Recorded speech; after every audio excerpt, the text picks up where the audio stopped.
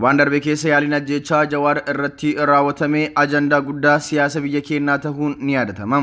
Jawaar akka ajjeefamu eenyutu ajaje darbee eenyutu hojiitti hiiksise karoorri Jawaar Muhammad ajjeesuuf karoorfame akkamiin fashalaa'ee gaaffiiwwan jiraniif AGM odeeffannoolee sassaabaa ture qabatee isiniif dhiyaatee jira. Kallattiin odeeffannoo kan isiniif qoodu Antolchaa Huseenii hanga xumura qophii keenyaatti nu faana turaanis affeerraa kennam.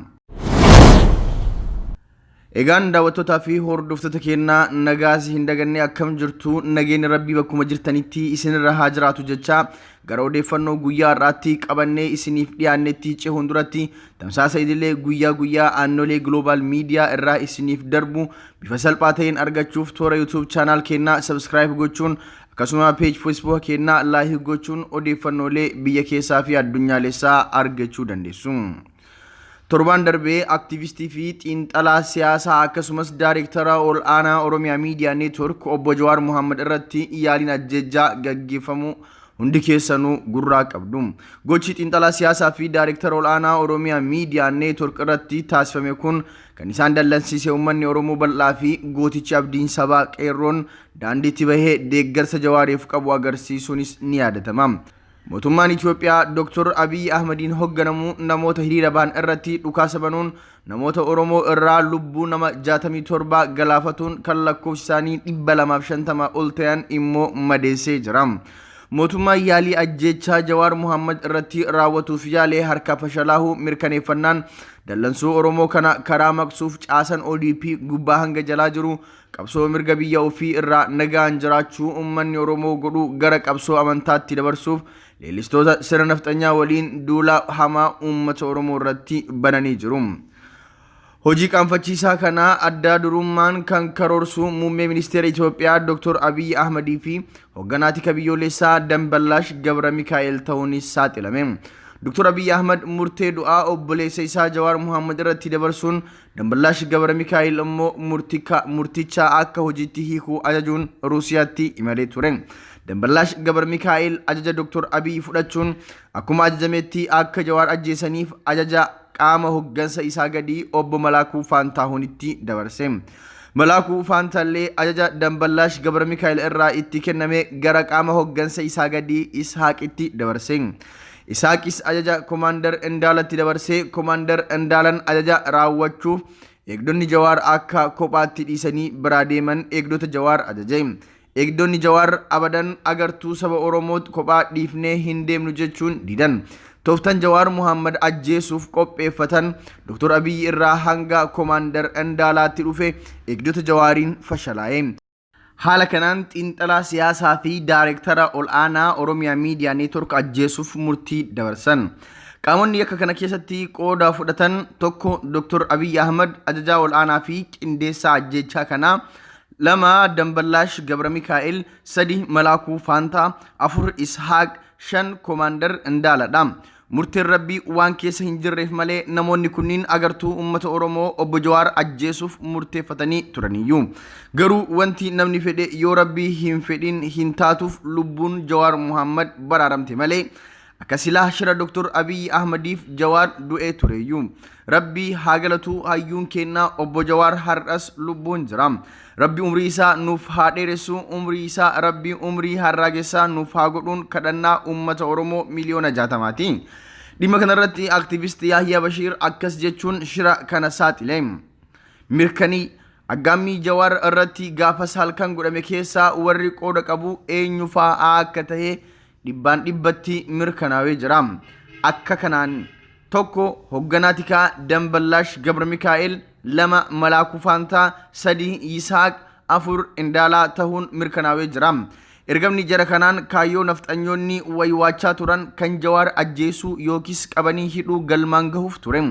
Kanuma waliin walitti bu'iinsa sabaa fi amantii gidduutti uumes namni qindeesse Damballaash Gabra Mikaa'el ta'uun bira gahameera.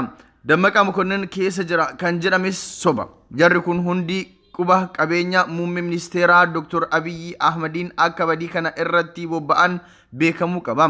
Uummanni Oromoo garuu ilma isaaf birmatee irraa oolche. Uummanni keenya ammas diinota afaan isaa dubbachaa boolla isaaf qotan kanaa fi kan biroos addaan beekee ofirraa eeguu qaba jechuun nuuf dhaame xiinxalaan siyaasaa akkasuma aktiivist Yahyaa Bashiir. Sanyii Somaaliyaa lammii Keeniyaa kan ta'e itti aanan yaa'ii paarlamaa Keeniyaa duraanii Farah Maaliin gaafa jijjiiramni Itoophiyaa dhufe nama akka malee Dr. Abiy deeggare keessaa nama tokko. Waan tokkummaa kuush dubbata. Hariiroon Oromoo fi Somaaliyaa cimiyaan wabii gaafa Afrikaa jedhetti amanam. Hariiroon kun nagaa fi misoomaaf furtuudha jedha Maaliin. Diigumsi Somaaliyaa Finfinnee irraa jalqabe gadaa ilmaan Oromootiin ni dhaabbata jedhee yaadaa ture. Oromoon muummee ministeera Itoophiyaa, Soomaaliyaan immoo pirezidaantii Itoophiyaa ta'a. Achiin booda gaafa Afrikaa nagaa fi badhaadha goona jechaa ture. Amma bulchiinsa Dr. Abiy irraa abdii kutatee jira fakkaata. Maaliin karaa fuula Tiwiitara isaatiin akkas jechuun katabe. Hitler nama faarsu Jarman keessa hin jiru. Namni Teediroos Miilik Hayilasillaasee faarsu lubbuu uummata Itoophiyaa irraa dantaa hin qabu jechuun adeemsa Dr. Abiy qeeqe. Hanga olaantummaa saba tokkoo jiru biyyi sun nagaa hin argattus jedhee Maaliin. Mootummaan abbaa irree Itoophiyaa Dr. Abiy Ahmediin durfamu sabboontota Oromoo hidhuu dararuu fi biyyarraa buqqisuu eegalee jira. Waggaa tokko Dr. Abiy Ahmed aangoo irra turetti namoonni kumaan lakkaa'aman sababa sabboonummaa isaaniif godinaalee Wallaggaa afuranii fi Gujii Boorana keessatti hidhamaa dararamaa ajjeefamaa turuu keenya gabaasuun keenyas ni yaadatama. Guyyaa kaleessaa sabboontota ilmaan sabaa kan tahan Yaazoo Kabbabaa Hordofaa, Siyyuum Badhiyyee fi Ifaa Gammachuu magaalaa Finfinnee naannoo Faransaay Lagaasiyoonitti qabamanii mana hidhaa waajjira poolisii Finfinnee sadaffaatti hidhamanii jiru. Haalli kun uummata Oromoo kan yaaddesse yoo ta'u, Dr. Abiy Ahmed hanga yoom Oromoo hidhaa dararaa ajjeesaa aangoo irra turan gaafii uummata bal'aa ta'aa jira. Guyyaa isa dura konistirakshinii abbaa qabeenyaa obbo Gamshuu Bayyanaa naannoo Amaaraatti daandii tolchuu kan qarshii Itoophiyaa miiliyoona 200 olitti tilmaamamu faannoo Amaaraatiin gubatuun ni yaadatama. Qabeenya obbo Gamshuu kan gubaniif obbo Gamshuun dhiigaan Oromoo waan ta'eefidha. Jibba uummata Oromoof qaban ibsatu jiraati jechuun hirmaattonni miidiyaa hawaasaa yaada isaanii ibsataa turaniiru. Mootummaan hojjettoota konistirakshinii obbo Gamshuu Bayyanaatiif eegumsa gahaa akka godhus warwaatamaa turus sababa mootummaan hojjettoota saniif eegumsa gahaa taasisuu dhabe irraa kan ka'e namoonni lakkoofsaan 400 ol ta'an kaampii 3 keessatti qabamanii dararamaa akka jiran aktiivist Ayyalaa Dagaagaa karaa toora Facebook isaatiin gabaase. Mootummaan naannoo Tigraay gaafii hawaasa musliimaa hin deebisu jedhe. Naannoo Tigraay magaalaa Aksuumitti sababa magaalattiin magaalaa kabajamtuu Ortodoksii jedhuun hawaasni musliimaa iddoo awwaalchaa fi masjidaa akka hin jiraanne dhorkamuun mirga amantaa isaanii kan sarbamaa jiru yoo ta'u, sarbamiinsi mirga amantii kun akka dhaabbatu hawaasni musliimaa naannichaa fi guutuu biyyattii yeroo garagaraatti qaama mootummaa fi dhimmi ilaallatu hundatti iyyannoo dhiyeessaa ture. Haa ta'u malee furmaata argachuu hin dandeenye. Muummichi ministeera Itoophiyaa Dr. Abiy Ahmed gara aangootti erga dhufee kaasee waltajjiiwwan biyya keessaa fi alaa irratti sarbamiinsa mirga musliimoota Aksuum irratti raawwatamaa jiru ilaalchisee akka deebisaan kennamuuf gaafatamaa ture. Waltajjiileen kunniin irrattis furmaanni ni kennama jechuun alatti tarkaanfiin fudhatame kan hin jirre ta'uu odeeffannoon ni addeessa. Itti aanaan bulchaa naannoo Tigraay Dr. Dabratsiyoon Gabramikaa'el ibsa dhiyeenya haala yeroo irratti miidiyaaf kenneen mootummaan naannichaa gaafii mirga hawaasni musliimaa dhiyeesseef deebisaa kennuuf fedhii kan hin qabne ta'uu ibse.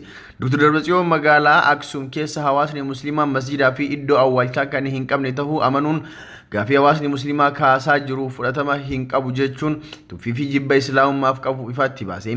Dr. Dabratsiyoon kan seenaa waggaa 1000 dura jirudha. Gaafiin kun ammatti akka hariyaatti kaafamuun jijjiirama tokkollee hin fidu jedhe. Ibsa Dr. Dabratsiyoon kan hawaasa musliimaa dallansiise ta'uu odeeffannooleen biyya keessaa dhufan ni addeessu. Gootichi Oromoo Birgeedar Jeneraal Kamaal Galchuu godina Arsii Lixaa aanaa Dodolaa dhaquun lammiilee hiriira deeggarsa Jawaar Muhammad irratti mootummaa Dr. Abiyyiin dhaamanii miidhamanii fi rakkoon hamaan irra qaqqabee daawwachuun jajjabeessuun akkasuma uummata aanichaa wajjin marii bal'aa gaggeessanii jiru. Marii kanarratti Birgeedar Jeneraal Kamaal Galchuu caasaan ODP uummata amantaadhaan walitti buusuuf deemaa uummanni keenya kana dammaqinaan irra aanuu qaba.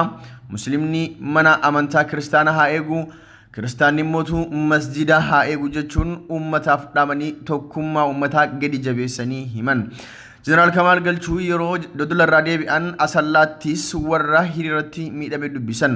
Akkasuma Birgeedar Jamaal Galchuu magaalaa Adaamaatti miidhamtootaa fi namoota lubbuun darbanis maatii isaanii jajjabeessan. Egaan daawwattootaa fi hordoftoota keenyaa odeeffannoon guyyaa irraa qabannee isiniif dhiyaannee kanuma sagantaa birootiin hanga walitti nu eegnu nagaan nuuf tura.